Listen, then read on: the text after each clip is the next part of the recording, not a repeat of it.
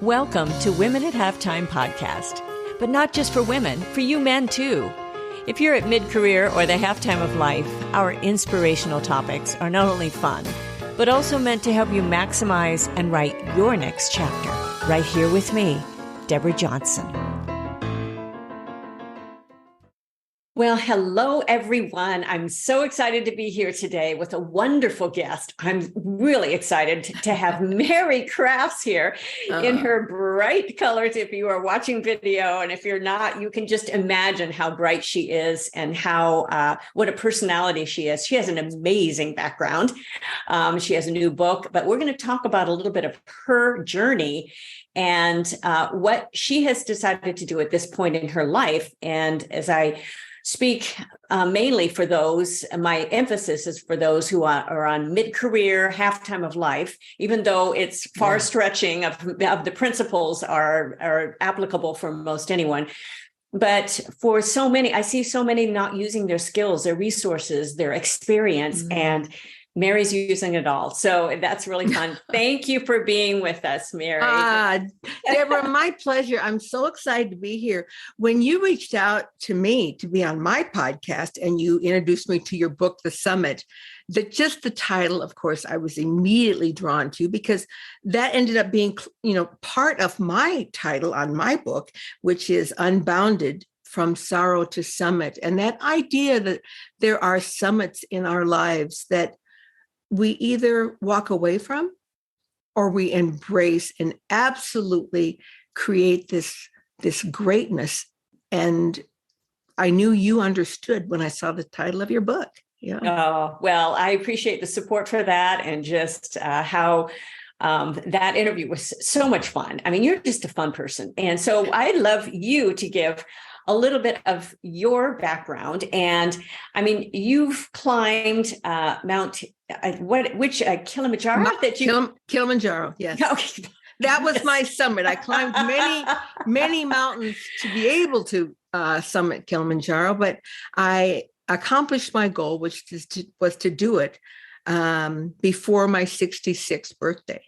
And I summited 1 week before my 66th birthday and was able to do that. And just like in your book, the hero inside, I had to prove to myself, I had to put my stake in the ground that I did have what it took to do that and to complete that. And that it was my journey. Not everyone is going to climb Kilimanjaro, but everyone has summits. And the skills that I learned along that way are applicable to everyone. Right. They really are. They really are with the imposter syndrome and everything else. But you also have a huge background.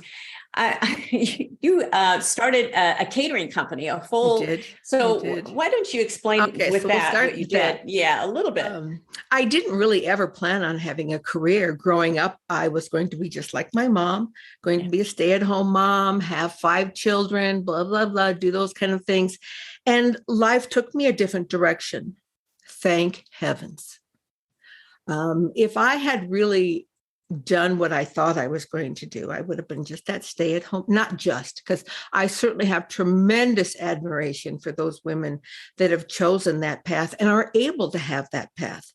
But my path was something very different. And I thought I was marrying someone who was getting his CPA and was going to be his own man, and I was going to stay at home. And life was different. Within the first 2 years, I became keenly aware that he was never going to be able to support us, that he had his own set of problems, that I had chosen to sign up to stand beside. And I did for 28 years. And during that time, when I realized that I was not going to be able to just stay at home, I kind of did everything. I started off just selling Avon door to door. This is back some nearly 40 years ago when you actually could go to door to somebody's. Now nobody even answers the door. They just look in their ring on their phone and say, no, I don't know them. I don't know them. It's like answering your phone now. But back then you really could sell stuff door to door. And so I sold the Avon door to door and taught piano lessons. And then which led me to my career of I always loved to cook. I've always loved to entertain. I wonder if I can cater. And I started selling cookies and bread door to door, pulling a little red wagon with my two little boys in tow, one a brand new baby and one, about 2.5. And I realized that I did have what it took to meet the public, to engage people. And I tell many business classes now when I speak at universities, if you ever get tied for cash, just put two small children in the back of a red That's what wagon. I was going to say. The kids, they can sell anything. And from those humble beginnings, I built the largest catering company in the state of Utah, and 28 times best of state and international caterer a year, a lot of prestigious awards. And people say to me, did you ever dream from those humble beginnings that this is the empire you would build? And I say to them, yes, absolutely. Because if you don't dream it, you can't live it. You can't begin to build it. You will never be able to achieve all those things if you don't first dream it. And that became my mantra forever, just keep dreaming.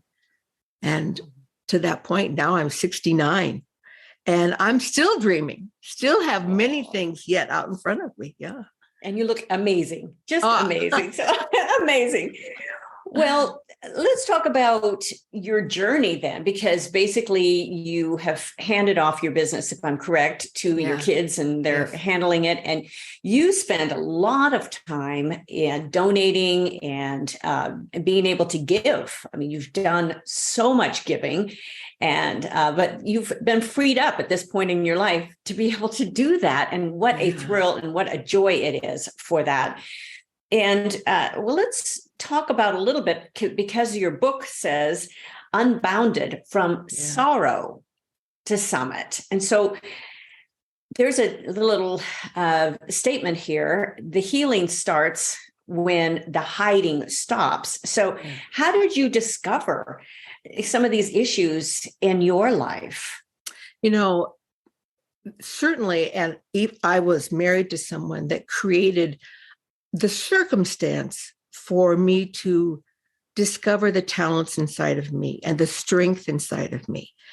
But that marriage did not create the problems that already existed inside of me that found myself in that marriage. And at age 50, so addressing those women who think it's too late for them. I was 50 years old before I finally began to think, really, this is just a syndrome I'm in. And what is it? And why am I such a yo-yo weight loss person? And at age 50, I weighed 284 pounds. Wow. And so the journey was basically losing more than half of me without weight loss surgery, without pills, without those things. And how could I possibly begin to accomplish that? And so instead of keeping the camera lens turned outward, I began to turn it inward and to really look inside. And permanent weight loss, permanent health and fitness only begin and happen when you actually begin to heal the causes that started it in the beginning. And it didn't just come out of nowhere. It didn't come out of my marriage or a reaction. Certainly, it was a reaction to part of mine. But the fears that were inside of me started long, long ago. And as I began to realize that fear was ruling my life, the word unbounded is to become not unbounded from my marriage, not unbounded from having to work, but unbounded from the fears that had wrapped me up and had a stranglehold on me. Before my book was published, I was saying to my Botox lady, she said, "What is your book about?" And I said, well, it's about recognizing the fears that have bound us up all these years. And then the how-to process, how to release that. It's one thing to recognize it and another to release it. And she thought for a moment and she said, "I think I was afraid once." And she's about my age. And so I thought, okay, here's a copy of my book. Yeah. Because the problem is, first, we don't recognize those fears. And the fears are so many. Fear of failure, Right. fear of being accepted, fear of being laughed at, fear of not being enough. And as I delved into this subject matter, I realized that that is the base fear of everything. The fear of that we're not enough. And that didn't start at age 20. That did not start at age 30. That began early on in my life. The fear of not being enough. And my mother, what I've come to realize now, suffered from the same thing. She was afraid of not being enough, and so passed that to me. And then guess who I passed that to? Right. My children. Right. And so the thing is, so many of us think, well, I don't think I have that fear, or I don't see fear as ruling my life. One time I was giving a talk to a group of men. And when I'm doing this for women, I can see them in the audience. They're all nodding their head, and they're all like relating to all these fears. Like, oh yeah, I felt that. I felt that. And I was doing this for a group of men, and they were just like giving me this blank stare. And so finally, about halfway through my talk, I said, does anyone out there relate to what I'm saying? And a gentleman bravely raised his hand, and he said, I think I get it. I think I get it. I think my wife feels that way. And I just laughed out loud. And I said, oh, your wife, is that right? And I said, well, let me ask you this. Have you ever been afraid of being passed over for a promotion at work? He said, well, yeah, but that's not the same thing you're talking about. And I said, oh, okay. And I said, have you ever been afraid of not being able to make your mortgage payment? That maybe something might happen at work, or you might be laid off. Well, that's not what you're talking about. And I said, have you ever been afraid that perhaps you weren't going to be a good enough father, and that you were going to fail at this, or you felt something slipping away from you? And he kind of started to nod his head. I said, your fear may take different shape, but fear it is nonetheless. When you fear being passed up for a promotion, you're afraid that deep inside you're not enough. When we embrace the idea that we were born enough, we didn't have to work at it, we were born this way, then you begin to see what you can do to enhance how you feel about yourself. And you realize that it's a journey you can make and you can overcome. And I had a lot of fears. When I realized that fear was really ruling every single one of my decisions, it's why I was an amazing caterer, because I was afraid of messing up. I was afraid of failing. I was afraid of someone not paying me and I wouldn't have the money to go on. And I was such a good caterer because I was afraid.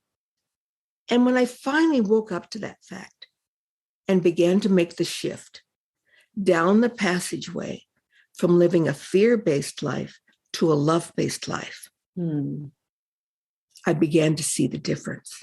Wow. And the difference of me inside. My behavior might have been the same, but the feeling inside of me, the joy, the love, and the actual energy that people perceived was quite different. My company began to transform. Rather than people being afraid of messing up, they began to see the joy of doing things correctly and the joy of serving people. Not just because it was their job, but it was the joyous thing for me. And so there was a shift in my entire life as I unbounded myself from these fears. And as I unbounded myself from those fears, I could see how they had been ruling my life with my weight. And I began to track those fears. I began to track my weight and when I felt like eating and when I was prompted to eat or when I was resorting to that. And I'd be driving home from work and all of a sudden I'd think, oh, I need to stop and get gas and of course a candy bar. And so I would think, okay, what am I doing that's triggering that weight, that wanting to eat when I wasn't hungry. I was going to go home and have dinner. What was the deal? Going home. Going home was the trigger. Wow. Because the fear of going home, the fear of being there with him, and the fear of what might happen, and the abuse, and the emotional abuse, the verbal abuse, the physical abuse, were triggering those fears inside of me. And it was an amazing thing to finally get a hold of that. And I've been 19 years now in this journey, and there's no going back for me. Not that I still sometimes don't think, oh, I think I need a candy bar here. Do you know what I mean?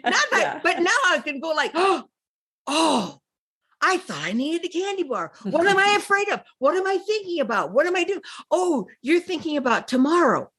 You're thinking about what's coming up tomorrow. And are you going to be enough for that occasion? Darn straight. Darn straight you're enough. Yeah, that is such a great point. And this applies to everyone. It doesn't apply to absolutely. I mean, there are so many beautiful people on the outside, the models, the musicians that are doing major things. And there's that sort of trepidation. Are they going to really like me? Are they going to really believe I can really do this? I mean, this happens. I've worked with so many, and it happens. And as an artist, especially it happens because you think, okay, I've written this piece or this musical. Is anybody going to like it? And I'm going to put it out. And oh my gosh, I'm so afraid. Should I really do it? Should I, all of that goes on. You got to take that risk and put those things out, because a lot of it is for you as well as for everyone else. And the joy of creating, the joy of giving. And there's so much to that. And you have just shared so much of that you found that inner peace and that inner joy. And what happened was your life was transformed. It was. And it's just that. I mean, that is just absolutely. I hope listeners here are just going, wow, I finally get it, just because of how transparent you just were. Well, I mean, not everybody tells people that, oh yeah, when I was talking to my Botox lady, there's not a lot of people that will share that. So I appreciate that. But I'm 69 for crying out loud. You look amazing. So Botox. No, but with your sharing of your heart and what the trigger was, because a lot of times a new habit needs a trigger too. But what you're doing is you're finding the trigger for your old habit of where you were going with that, with the not good enough feelings, with the fear, with, just taking shortcuts. You mentioned that one of my favorite things that I wrote in the book, that line, that the healing starts when the hiding stops. Right. And how I came to that, I really spent a long time really just inside myself thinking in my brain, what is the steps? What are the steps? What's the first step in that passageway? And I darn well better find the first step. And was very much an internal discussion I had, and spending time in prayer and meditation. Prayer is when you ask. I need this, I need this, I need this, I need this. And don't forget about that. And my aunt over here and the starving people in Africa. But meditation is when you quiet the mind and receive the answers. We do so much asking and not enough listening for the answers. And in one of those deep meditation listening moments, I began to cry, and I was feeling the tears on my face. And I thought, what is that about? What am I feeling? And I realized one of my fears was the fear of vulnerability, the fear of being emotionally naked in front of people and telling it as it was, that I needed, if I showed really who I was, that people weren't going to like that person. Mm. I need to show them this made up person. And I realized, for me, that was the first step. I needed to stop hiding. I was a closet eater, but it's not just with eating. I was also someone that always looked one way or another. And that was the persona I put out. I would never show up at an event without makeup, or I would, even to go to the grocery store, I had to stop and put on makeup. I'm like, what would happen? Mm-hmm. What would happen if I let people see my emotional and my physical naked self? And what a great point. What a great point. I mean, I think you are hitting it right there, especially with those who are gracefully growing older. Yeah. I mean, all of a sudden, is somebody going to take me seriously? Are they going to really? And I've come across this as a professional musician and as a writer, and now with books and with all of the products that I put out and speaking. And will people really take me seriously? Will they just think, oh no, this is a big deal, what you're talking about, of putting on not only the image, but on you have something to say. The thing I discovered was that I was like a magnet. When I began to be vulnerable, open with who I truly was and what I was going through, I was like a magnet. People were like, I'm like that. And they were just like, I want to talk about that. How did you get through that? And I began to be open. And the things that I thought I needed to hide about myself were the very things people loved about me. I'm like, what a revelation, right? I mean, you mean you like me because I struggle? Huh, go figure. Yeah. And the more I share that, the more I am healed and the more I can heal myself and the more others, I'm giving them a safe place that they can heal as well, that they don't have to hide. They don't have to hide this person they feel is not acceptable. But this is the biggest revelation. The person you are hiding is the person people will love the most. It's like the first time. It gives me chills. I never went hiking. I didn't like to hike. I never went it. My children want to go. I mean, I live in Utah in these beautiful mountains. My children would always want to go hike in the mountains. Like I would want to go, but then the next morning I would make some excuse. I'm sick. I can't go. Excuses were my way of hiding. You would make excuses for why you couldn't do something. And when I finally, at age 56, went, quote, hiking, I was like, oh my gosh, is this the best kept secret in the world? Hiking is just walking outdoors. And I love it.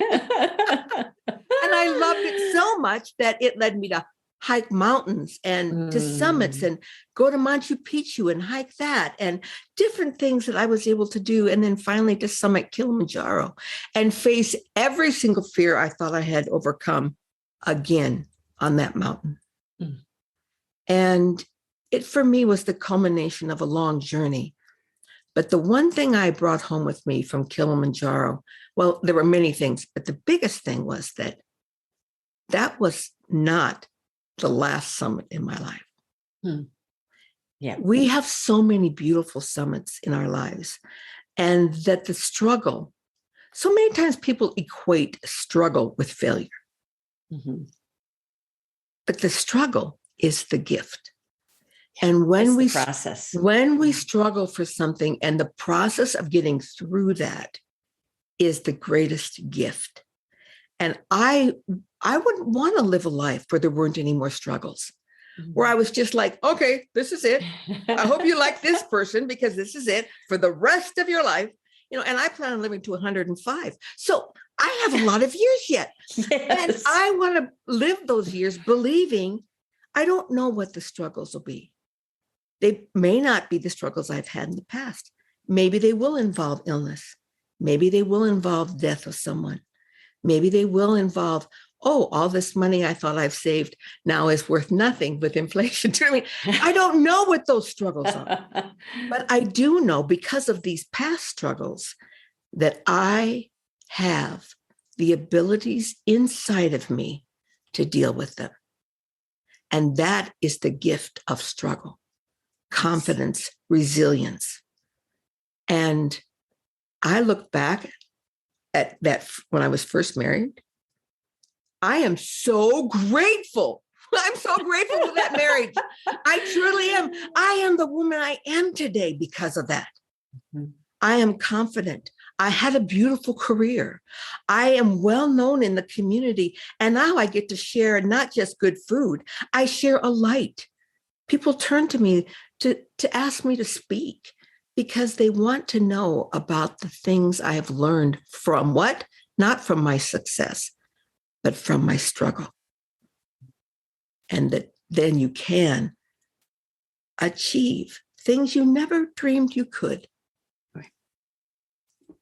It's, I was just going through, I have another book coming out. So I'm working on the audiobook and going through the mindset section on what the transition period is and how painful it is, especially when you have a child. I mean, our first child was 10 pounds. And so it was a tough transition. I had a 10-pound child. Yes. Did you really? Oh, there's nothing like it. I just tell you. My second one. I was afraid they were going to get bigger. But yeah, it was, but that transition, painful, but there's joy after. And so through that process, it might not be comfortable and it's painful, but there's such joy at the end of that because you've really accomplished, you've gone through it. And what the other solution, what some people want to do is they want to cut off the transition. No, I don't want any change. Yeah. I want to stay. That's the title of this book is called Stop Circling. So, and it came out of the book, The Summit, because I started talking about roundabouts. So here is a book about getting out of your endless roundabout, but people will continue to circle and they're not going through, like you spoke of that transition, the time of meditation, of getting beyond some of our personal fears, which, believe it or not, a lot of people have the same fears. When you were talking about some of those questions that you were asking the men, I tell you, having 3 sons, there are fears that they have. They don't always admit it, but I know those are inside. There are, and they face it every day. And for us to understand, and especially as a mom understanding that, but understanding each other, that we all have fears. They'll discount them. They think, oh no, that's just for you. Oh no. This is real. When I talk about the fear of going to the gym for the first time at age 50, and I talk about being able to do something, be able to walk a mile and different things. That's when the men go, oh, I've never had that. I've always been very athletic and I can play basketball. What do you mean you don't know how to throw a ball? That's just a natural thing. I don't get any of those fears. Okay, that was my group of fears.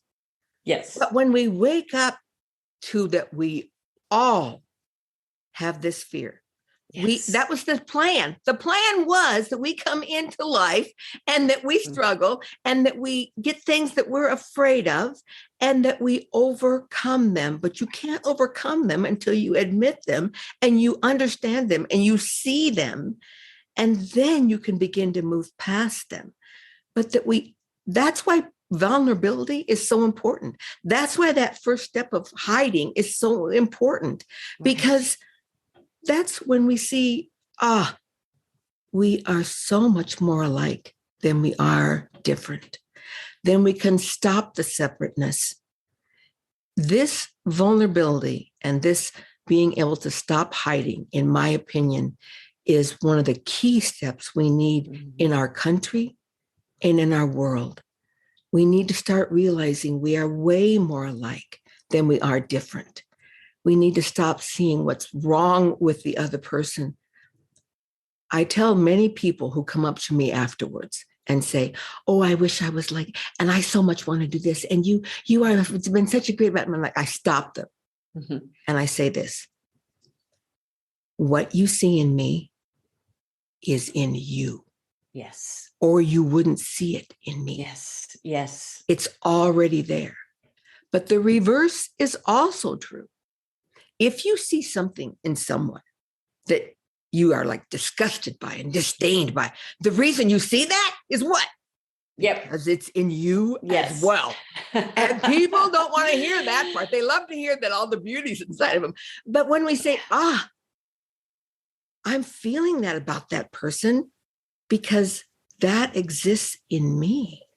From that point of knowledge and enlightenment, we can begin to change. Yes. I remember I in meditation, it came to me about my next mission, which was the first one was hospitality and service. The next one was helping people overcome fear. I thought that was it. I thought I'd help do that the rest of my life. But in meditation, I saw something very different. And I became very acutely aware that from this point, my mission is to help the world see and understand oneness. The day after I understood this vision, and it seemed so large and overwhelming to me, I was like, I don't even know where to begin with this, but okay, I guess we'll start. Okay. The very next night, my partner and I were at a place dancing. We love to go dancing once a week. And Saturday night, you'll find us dancing. And this woman walked onto the dance floor. She was a little larger. And she had a skirt that was so short, I thought to myself, I wonder if she looked in the mirror before she left. Yes. I mean, seriously, I thought if she moves too much, we're going to go, woo, woo, okay. Yeah. And immediately I stopped. And John said to me, Mary, what's going on? I go, this is it. This is my first wake-up call. I just did something that was the complete opposite of oneness. I saw that woman as separate from me. I saw that woman as someone who was doing something that I wouldn't do. And yet there, but for 19 years, go I. Yes. It's the boomerang that you see. And I began to see I needed to embrace her as me, that I was her and she was me. And so instead of having that attitude in my mind, I began smiling at her. Every time we dance or come around, I'd smile at her. Pretty soon, by the other night, she stopped. She goes, you are the nicest person. She said, you're always smiling. Thank you so much. And then she said, I was a little nervous about coming tonight. Oh. And she said, I don't usually go out to dance clubs because I'm a little larger. And you made me feel so welcome. I just stopped in my tracks. I've never forgot. I came home, I wrote it in my journal, that the power of oneness, the power of seeing that she was me and I was her and that we were one. The very next month, I saw Russia invading Ukraine and the sorrow and the hardships those Ukrainians were going through. I packed my bags, I bought a ticket and I went. I didn't know what I was going to do. I didn't know how I was going to serve, but they were me and I am them. And their pain was my pain. And that's what I'm about now. And the only way I was able to get to this point was because I faced my original fears. Wow. What a story. And the freedom that you have to do that. A lot of people are afraid. They've not gotten beyond that fear. Yeah. And they're at this point and they have the freedom to do that. Yeah. But not the freedom inside. Yeah. So, and whatever people are called to, and whatever you're going to do for your neighborhood, for what you're going to do for, you don't have to go to Ukraine, but you can, I give away a lot of whatever too, but there's so much we can give. And I think that is something that every person is so unique, and to be able to do that. And God has created us unique. We're all different. But yet we can see inside that there is beauty inside that can come out. Like you encouraged that woman to say, she left that night feeling a little more beautiful, a little bit more, and all of that. What a gift. Yeah. Because that is usually, you don't get that very much. You get compared. You get looked down on. Yeah. It doesn't matter how you look. It doesn't, you get compared. And that's what social media has done for us, of course. Thank you, social media. But, such and such has a better look, or they've got more followers, they've got more, all of this, and they're going, and look at what they're doing, but we never know if it's really real, but that's what we think. And we start comparing. And so, and I mean, I've been in the arts. It's the same thing. They're very much in the arts of, that sort of comparison, and these national conferences I've gone to, I've showcased, I've been, and you're comparing, okay, will I get hired or will they get hired? Am I any better? I'm better, but I'm not. Why am I not getting, that sort of thing. We always compare of where we are. And I think at this stage of life, there's a certain part of that where, I mean, at least for me, it's like, well, I don't care. I mean, it's like, I want to just reach out. And if people like what I do, that is fine. But I mean, I've done so much and, so much product, so much. But, the people that want it will get it. And that's that sort of attitude and that sort of freedom that comes. And we're not always pushing uphill. So, well, let's kind of keep this going a little bit, because we can't go forever, even though it'll be fun. Well, I wanted to tell you one thing. Not everyone is, you're right, going to go to Ukraine. Yes. Not everyone is going to go to Afghanistan. Right. Not everyone is going to be able to serve in those areas. Exactly. But my greatest playground is the grocery store. Oh, wow. I can't wait when I go to the grocery store, because I like anticipate that I'm going to be able to see people that I normally would have thought, oh, okay, well, how many kids does she have? Or like, like they have dogs and cats. Look what they're buying. I mean, just all sorts of things. It's amazing how much we judge people. And now when I go, I look for the things that I can compliment people on. I look at every single person I walk by. I look them in the eye and smile. Hi. And some people are just like, they don't respond. They look down. Because they're hiding. They don't want to be seen. But I want them to know that I see them. And they look beautiful to me. Oh. And so we all have that opportunity. We all go to the grocery store. We all go to the gas station. We go to the gas station, we keep our head down, we clean out the trash out of our car, we put it in the thing, we put it in us, But I just like, oh, hi, how are you? I said, I talked to them about their car. I talked to them about their kids. I talked to them about the weather, anything to make a connection. And one by one, I'm making my little small difference in my little world. And if we all decided to make that little small difference in our world, what a world we would have. Wow. That's a wonderful kind of a summation of what we've talked about today, because people need to get your book to go through all of those steps. But I heard today, Mary, you sharing your heart. And that's what I love about these podcasts and these interviews, is sharing a heart. Because I've taught for so many years. I started teaching when I was 13, started teaching piano because I didn't want to pull weeds or babysit the 5 kids next door. Right. So I started teaching piano, adults.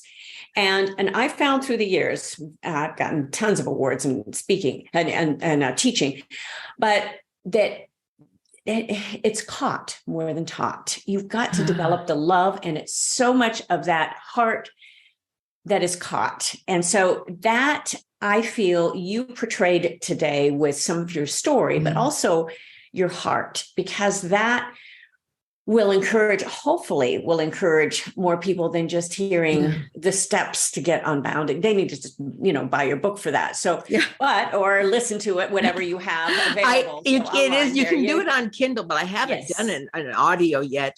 But you can buy it. It's on Amazon, and know the title already. Unbounded. Yes. And it's going to be the title of this episode, so they'll be able to find that and the links. From Sorrow to Summit. And it does go into detail. I think of it as a how-to book. How to bind yourself from fear, no matter what your fear is. And then to live your very best self. We've all had some glimmer of who we are inside. Right. And you've wondered, am I I wonder if I really have anything, or what I'm special, or what, what really could I have been? What could I have been if it hadn't have been for? Because we play that victim card a lot. Right. If it hadn't have been for, I could have been, and to really be able to achieve that. Mm-hmm. And it's a step-by-step how-to book. Wonderful. And we can get a hold of you on your website and all of that. And so why don't you just give us a little bit of that, and then we will kind of tie this up. Okay. And maybe one thing you want, one thing, if someone clicked in today and they said, oh, I listened to this, great. What do you want them to leave with? Just one little word there of just, of where, I mean, you had some great phrases here. Okay. Just, if I could leave someone with one word, it would be the word of vulnerability. We are afraid of vulnerability. That's the one piece I know is a universal fear. Yes. You're afraid to show. And if you could just keep that one word in your mind, and that you're ready to let your true self be seen.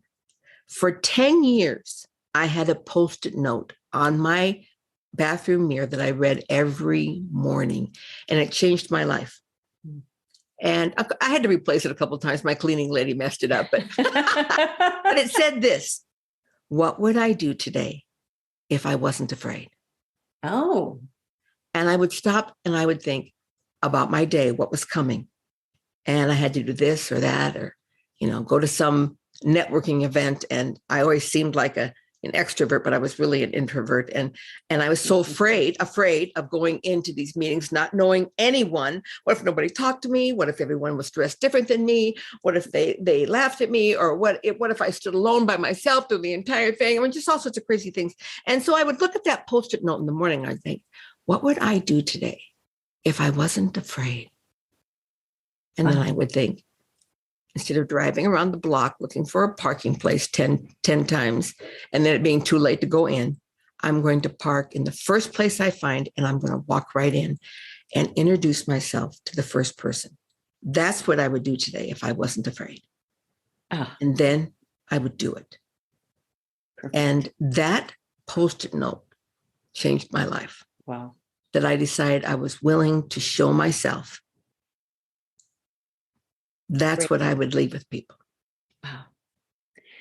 Well, for everyone listening, there was an article that will go along with this, and you'll be able to get all of Mary's links and to her book and everything. You'll find all of that there. And so I just appreciate you being with us today, with me today, Mary. What a wonderful, inspiring time that we've had together, encouraging for people to really get beyond their fears. And it's just a wonderful, I love the format, the conversation that we can do. And of course, if you are listening, click into the video too. It's always fun to see what people look like, and you look amazing. And I want to leave with one last thing for people. The last thing I say in my book, and this for me is what I want people to leave from my book and maybe leave from this podcast. And it's two things. One, it's never too late. And two, nothing is impossible.